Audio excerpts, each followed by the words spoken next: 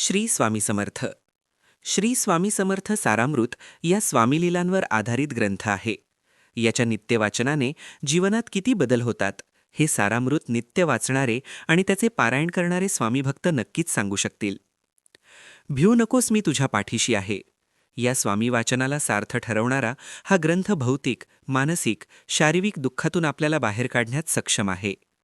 आजच्या व्हिडिओमध्ये आपण श्री स्वामी समर्थ सारामृताचे पारायण कसे करायचे, आपण किती प्रकारे हे पारायण करू शकतो, पारायण करायची नेमकी वेळ काय, नियमात पारायण कसे करायचे, या पारायणाची फलश्रुती काय आहे, या सर्व गोष्टी जाणून घेणार आहोत. त्यासोबतच पारायण न करता दैनिक वाचन कसे असावे, दैनिक वाचनाची फलश्रुती काय, हे पण आपण या व्हिडिओच्या माध्यमातून जाणून घेऊ. श्री स्वामी समर्थ सारामृत माहीत नसलेला एकही स्वामीभक्त आपल्याला सापडणार नाही. स्वामींच्या अगम्य लीलांबद्दल जाणून घ्यायची तीव्र इच्छा श्री स्वामी समर्थ सारामृताची ओढ लावतेच. त्यामुळे सर्वच स्वामीभक्त सारामृताबद्दल जाणतातच. तरी पण श्री स्वामी समर्थ सारामृत ग्रंथाबद्दल थोडक्यात सांगायचे झाले तर या ग्रंथात श्री स्वामी समर्थ महाराजांच्या लीला आणि चरित्राचे वर्णन आहे. या ग्रंथाचे एकूण 21 अध्याय आहेत आणि हा ग्रंथ थोरात बुवा यांनी काव्यस्वरूपात लिहिला आहे. अनेक स्वामीभक्त या लीलापर ग्रंथाचे पारायण करतात, कारण या ग्रंथाच्या नुसत्या वाचनाने अनेक संकटांवर मात करता येऊ शकते. असा प्रदीर्घ अनुभव कित्येक स्वामीभक्तांचा आहे. पारायण म्हणजे ग्रंथाचे विशिष्ट दिवसांच्या मर्यादेत नियमपूर्वक वाचन करणे. म्हणजे जेव्हा आपण श्री स्वामी समर्थ सारामृत या ग्रंथाचे संकल्पित पारायण करतो तेव्हा निश्चितच त्याचा फायदा आपल्याला होतो.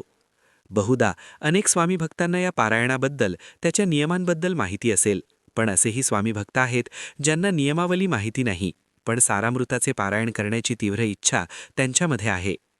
चला तर मग जाणून घेऊ श्री स्वामी समर्थ सारामृताचे पारायण कसे करायचे.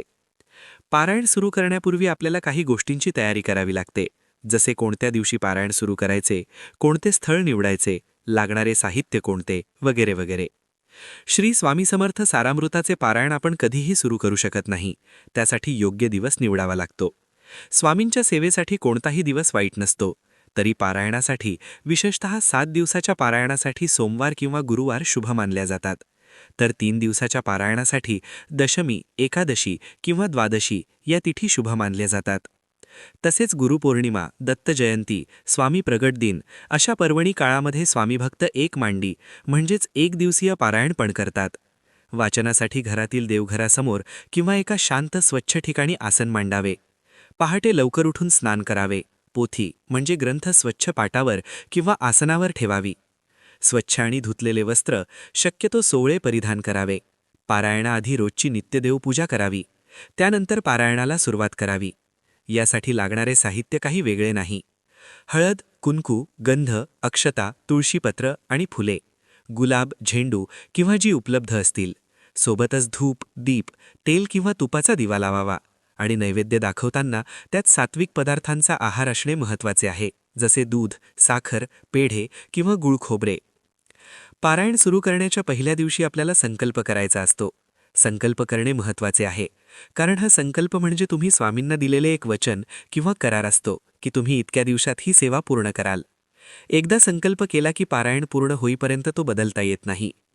या संकल्पामध्ये तुम्ही तुमचे नाव, गोत्र, आजची तिथी, पारायणाचे स्वरूप म्हणजे तुम्ही 3 की 7 की 21 दिवसाचे पारायण करत आहात, पारायण करण्याचा उद्देश म्हणजे तुम्ही कोणत्या इच्छेने पारायण करत आहात आणि स्वामींना तुमची ही सेवा पूर्ण करण्याची विनंती स्पष्टपणे सांगायची असते. त्यानंतर ग्रंथाला नमस्कार करून अक्षता, फुले वाहावीत. धूप, दीप दाखवावा. ग्रंथासमोर अखंड दिवा, नंदादीप वाचन संपेपर्यंत तेवत राहील याची काळजी घ्यावी आणि नंतर पोथीमध्ये सांगितल्याप्रमाणे अध्याय वाचण्यास सुरुवात करावी. श्री स्वामी समर्थ सारामृताचा 3 दिवसाचे पारायण हा सर्वात प्रचलित प्रकार आहे, जो दशमी, एकादशी आणि द्वादशी या 3 तिथींना केला जातो. यात दशमीला 1 ते 7 अध्याय, एकादशीला 8 ते 14 अध्याय आणि द्वादशीला 15 ते 21 अध्याय याप्रमाणे पारायण करतात. तर 7 दिवसाच्या पारायणात रोज 3 अध्याय वाचून शेवटच्या दिवशी शेवटचे 3 अध्याय वाचून सांगता होते. जर आपण 21 दिवसाचे पारायण करत असाल तर रोज 1 याप्रमाणे अध्याय वाचावेत.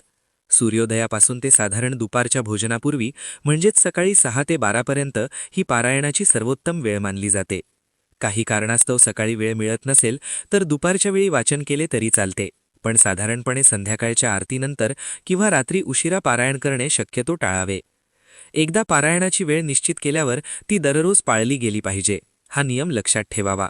एकदा वाचन सुरू केल्यावर एका अध्यायाच्या मध्ये उठू नये किंवा वाचन खंडित करू नये. पारायणाच्या काळात ब्रह्मचर्य, सात्विक आहार म्हणजे कांदा लसूण, मांसाहार वर्ज्य पाळावा. मन शांत आणि एकाग्र ठेवून वाचन करावे. स्वामी नामाचा जप करत राहावा. पारायण पूर्ण झाल्यावर म्हणजेच शेवटच्या दिवशी उद्यापन करणे आवश्यक आहे. शेवटचा अध्याय वाचून झाल्यावर फलश्रुतीचा अध्याय अवश्य वाचावा. श्री स्वामी समर्थांची आणि पोथीची मनोभावे आरती करावी. संकल्प करताना ठरवलेला नैवेद्य दाखवावा. शक्य असल्यास एका ब्राह्मणाला किंवा गरजू व्यक्तीला भोजन द्यावे किंवा त्यांना दान म्हणजे दक्षिणा द्यावी. पारायणात झालेल्या चुकांसाठी स्वामींकडे क्षमा मागावी आणि त्यांच्या चरणी आपली सेवा रुजू करावी. श्री स्वामी समर्थ सारामृत आपल्या घरात नित्य असणे हीच खूप मोठी गोष्ट आहे. त्या घरात स्वामींचे नित्य वास असतात. जिथे सारामृता के नित्य वाचन होते त्या घरी सदैव प्रसन्नता आणि शांतता राहते. आपल्यावर येणाऱ्या गंभीर संकटांना थोपवून ठेवण्याची आणि दूर करण्याची क्षमता या सारामृतात नक्कीच आहे. कारण जिथे स्वामींचा वास आहे तिथे कोणत्याही संकटाला थारा नाहीच. त्याचसोबतच महाराजांचे चरित्र वाचल्याने त्यांच्या दिव्य लीलांचे स्मरण होते, ज्यामुळे त्यांच्याप्रती आपली भक्ती वाढते आणि त्यांची कृपा प्राप्त होते. पारायणाने जीवनातील गंभीर समस्या, आर्थिक अडचणी आणि आरोग्यविषयक संकटे दूर होतात, अशी भक्तांची तीव्र श्रद्धा आहे. जीवनातील ताण आणि चिंता कमी होऊन मनास शांती आणि सकारात्मकता मिळते. शुद्ध अंतःकरणाने केलेल्या पारायणाने मनात असलेली कोणतीही चांगली इच्छा पूर्ण होते. हा ग्रंथ भौतिक सुखांसोबत आत्मिक प्रगती आणि मोक्षमार्गासाठीही उपयुक्त आहे. लक्षात ठेवा, नियमांपेक्षा आपली श्रद्धा आणि भक्ती ही सर्वात महत्त्वाची गोष्ट आहे. भिऊ नकोस, मी तुझ्या पाठीशी आहे या वचनावर विश्वास ठेवून सेवा करावी. आपल्याला हा व्हिडिओ आवडला का? आवडला असेल तर नक्की लाईक आणि शेअर करा. याबद्दल काही प्रश्न असतील किंवा आपल्याला दुसऱ्या कोणत्याही गोष्टीशी निगडीत प्रश्न विचारायचे असतील तर तुम्ही कमेंट करून विचारू शकता. श्री स्वामी समर्थ. जय जय स्वामी समर्थ.